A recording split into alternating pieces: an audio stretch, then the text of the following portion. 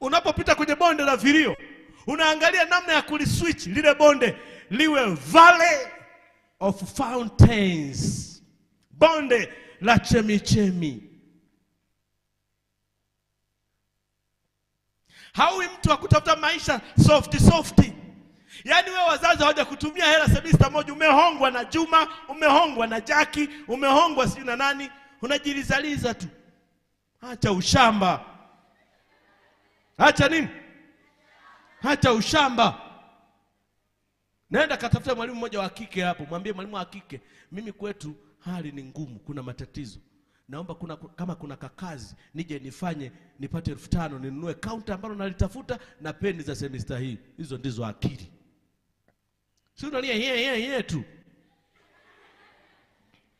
Unaomba tunaenda kwa wakaka, tusaidiane kwenye shida na raha. Hawa nao waona hao. You guys, are you safe? Uko safe? Kuna wengine hapa wananiangalia nasema mshikaji anatuharibia.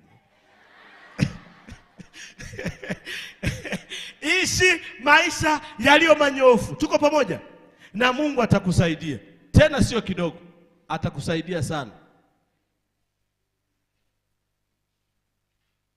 Wakipita kwenye bonde la vilio, wao hulichange liwe nini? Chemchemi. Kwenye changamoto wakipita hawali na kujilizaliza na kutafuta huruma. Wanaangalia jinsi ya kujikwamua hapo na kutoka.